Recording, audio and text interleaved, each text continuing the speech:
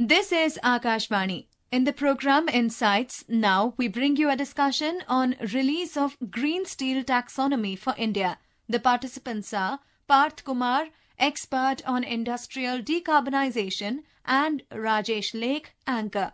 India is committed to decarbonize the steel sector in alignment with net zero emission intensity target by 2070. To mark this as a historic milestone in India's journey towards low-emission steel, Shri H.D. Kumaraswamy, Union Minister of Steel and Heavy Industries, unveiled the Taxonomy of Green Steel for India during an event held at Vigyan Bhavan today. India is the first nation to release the Taxonomy of Green Steel. To discuss about this, we are joined by Parth Kumar, expert on industrial decarbonization.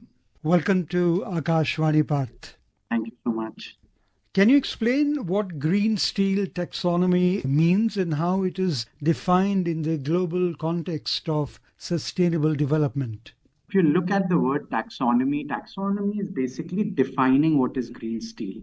And if you look at the definition of green steel, we do not have a singular definition of green steel around the world because different countries have different resources and different conditions in which they are producing steel. So what has happened now is that the Indian government and the Ministry of Steel have come out with a definition of how they would define green steel in India. And largely, this definition has been defined on the basis of the GHG emissions that are produced while producing the steel. So that's how we are defining it. But of course, there's a lot of conversation around green steel across the globe, and different organizations are working on defining green steel in their particular locations or amongst particular entities.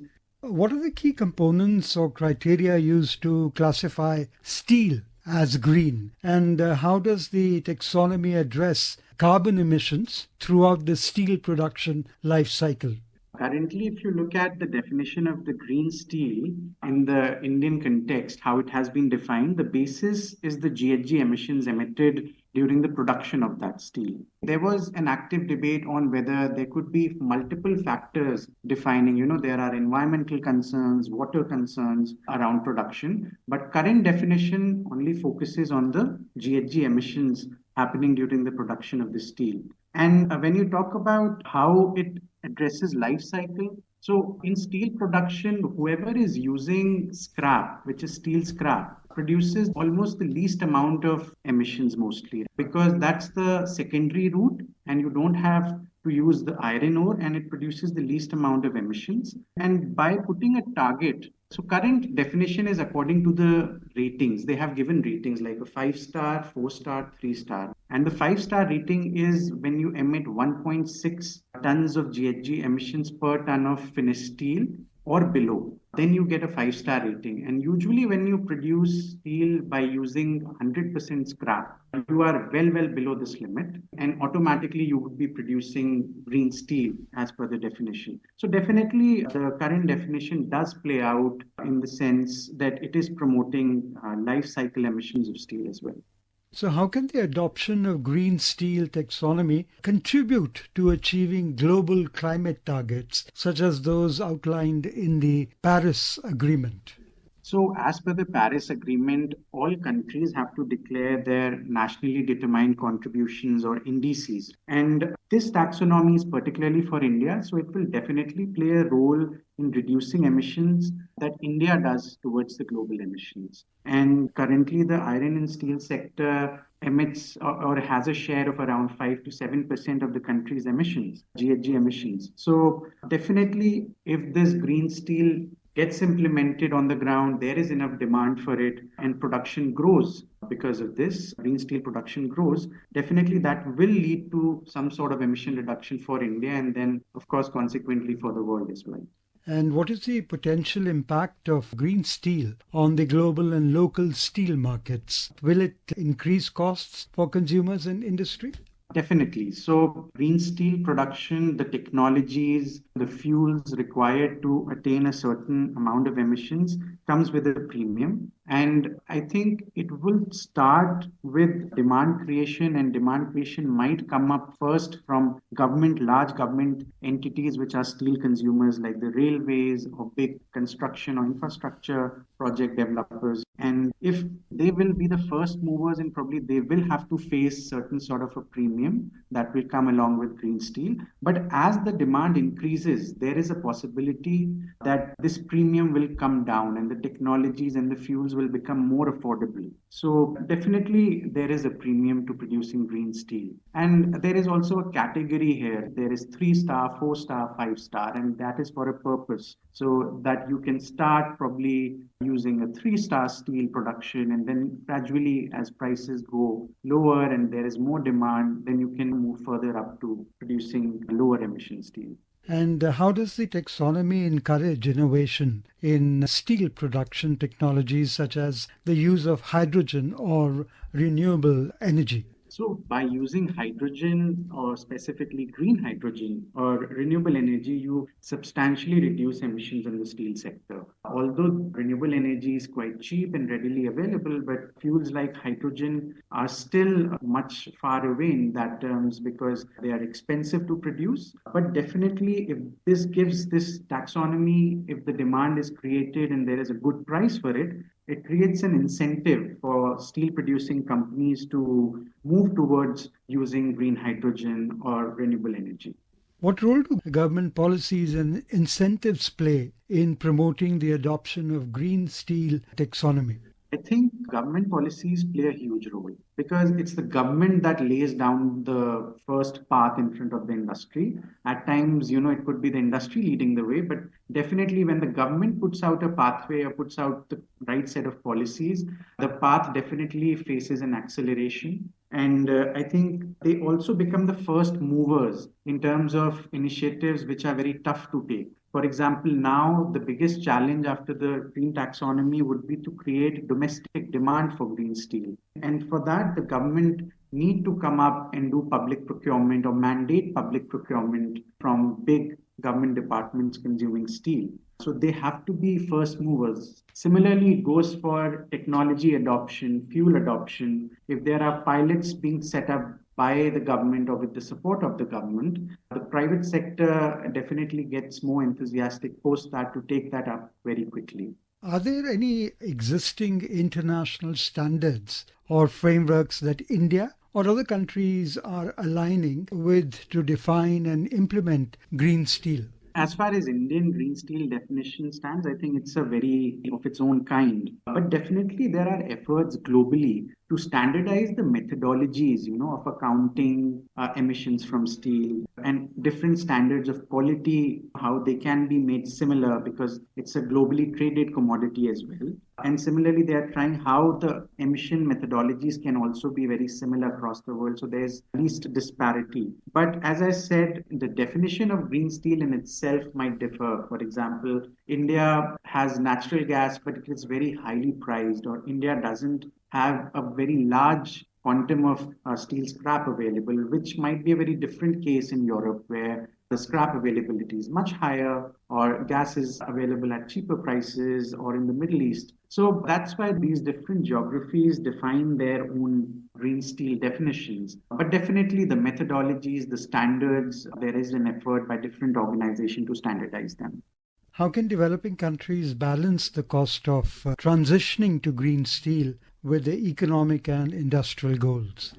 Well, I think there are many avenues in terms of finance. The best case scenario would be when there is enough demand and the market has a good price for the green steel and somebody is ready to pay for that, like is the case in Europe, where there is rising demand on green steel, and we expect that similar could happen in India as well in the coming times. Then, of course, there is some kind of state support, for example, how it has come for the green hydrogen production in India, there has been some support provided for initiatives that will be taken for green hydrogen in the steel sector. So that could be something changing. Then, of course, there is international finance, which all the developing world awaits and we look forward to, which has been not as much as we had expected. And last but not the least, people also look towards market-based mechanisms and how they can produce some sort of finance for these kind of transitions. I feel this is a long-term vision for India, but in geographies like the European Union, I think there is certain finance in the carbon markets, in the modernization and innovation fund, which is being used for these kind of purposes. But as India develops its own carbon market, I think we can also in the future think of a fund for similar kind that could support such initiatives. Are there any challenges that the steel manufacturers face in transitioning to green steel production? Definitely, there are a number of challenges. It's good that the government has moved out and put out a policy. Of course, it can have more ambition. But the thing is that there are challenges when you go on the ground. The fuel costs like hydrogen or biochar, which are being considered as the alternate fuels, is very high currently.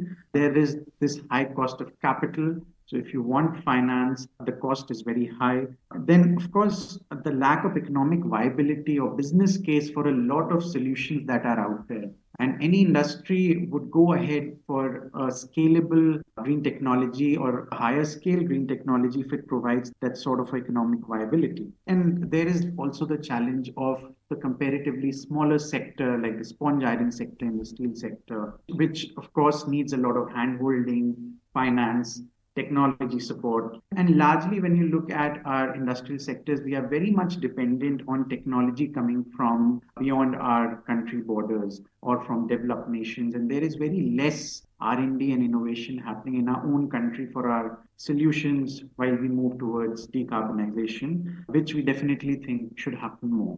And how can supply chains and end users of steel support the adoption of green steel practices? So I think supply chains are a very important part. And one thing we need to understand that a lot of supply chain in certain production routes is still very informal in India. So the formalization of these kind of supply chains would definitely help because by formalization, we would also have more data on supply chains. And then we can also bring in strategies for supply chains and how they can be decarbonized and probably which comes under the scope 3 of emissions. And of course, then mandating the demand. That will also help. And considering embodied emissions, these kind of things will help because, for example, if I am buying steel and I have to consider the embodied emissions of my project, I will definitely look at that where that steel is coming from and how it has been produced. Otherwise, if I do not have any such mandate, that won't matter to me. And what are the risks of greenwashing in the absence of stringent regulations or oversight?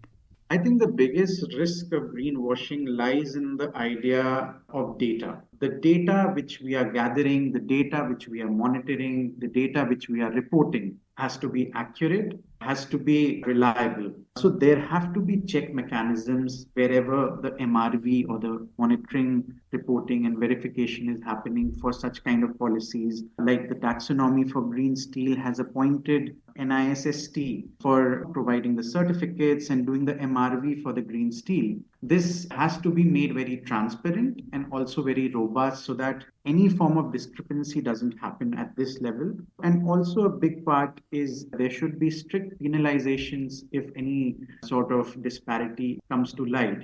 I think data is the key, and how well it is monitored, how regularly it is monitored will really be the key, and how transparent it is to control any form of greenwashing happening in these kind of systems.